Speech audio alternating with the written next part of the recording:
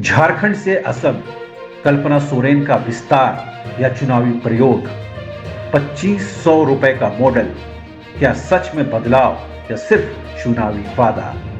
असम के चबुआ में चाय बागान मजदूरों के बीच पहुंची कल्पना सोरेन, लेकिन सवाल ये कि ये संवेदना है या सिर्फ सियासत?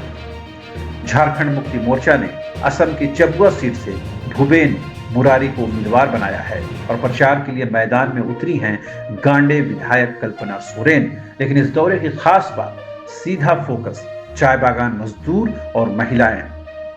कल्पना सोरेन ने मजदूरों से बातचीत की, उनकी समस्याएं सुनी।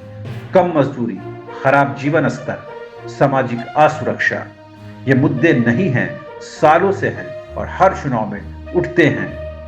सवाल ये है, क्या इस बार कुछ बदलेगा या सिर्फ दोहराए जाएंगे वादे? कल्पना सोरेन का दावा, झारखंड की तरह यहां भी मजदूरों और महिलाओं को सशक्त करेंगे। लेकिन यही सबसे बड़ा सवाल उठता है, क्या झारखंड में मैया सम्मान योजना पूरी तरह से लागू हो चुकी है? क्या हर महिला को 2500 रुपए मिल रहे हैं? क्या इससे वास्तविक आर्थिक बदलाव आया है? अगर नहीं, तो असम में वही मॉडल कितना भरोसेमंद है?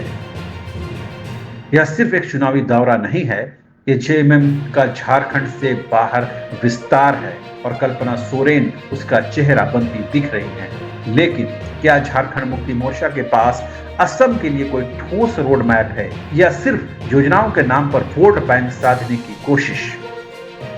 क्या चाय बागान मजदूरों के मुद्दे पर पहले काम हुआ है?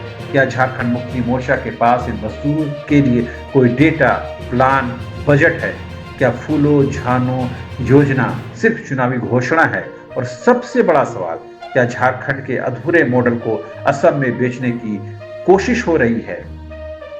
एक तरफ महिला सशक्तिकरण का दावा, दूसरी तरफ जमीनी सच्चाई पर सवाल। यही असली राजनीतिक लड़ाई है, नैरेटिव वर्सेस रियलिटी।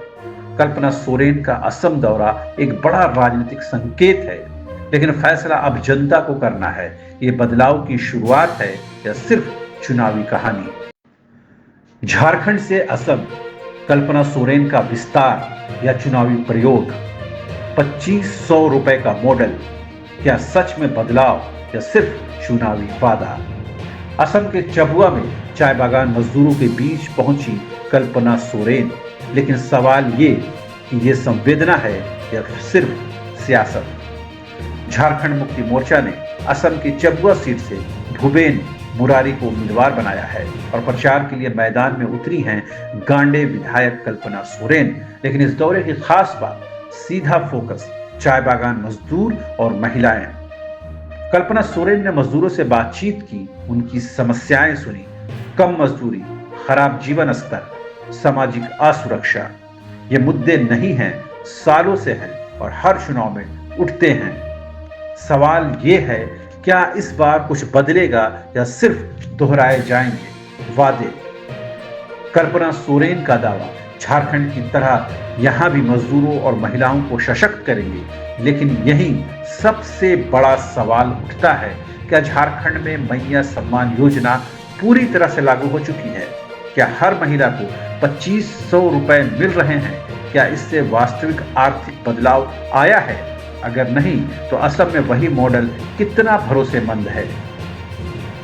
यह सिर्फ एक चुनावी दौरा नहीं है, ये जेएमएम का झारखंड से बाहर विस्तार है और कल्पना सोरेन उसका चेहरा बनती दिख रही हैं। लेकिन क्या झारखंड मुक्ति मोर्चा के पास असम के लिए कोई ठोस रोड मैप है या सिर्फ योजनाओं के नाम पर वोट बैंक साधने की कोशिश? क्या चाय बागान मजदूरों के मुद्दे पर पहले काम हुआ है? क्या झारखंड मुक्ति मोर्चा के पास इन मजदूरों के लिए कोई डेटा, प्लान, बजट है? क्या फूलो झानो योजना सिर्फ चुनावी घोषणा है? और सबसे बड़ा सवाल, क्या झारखंड के अधूरे मॉडल को असम में बेचने की कोशिश हो रही है?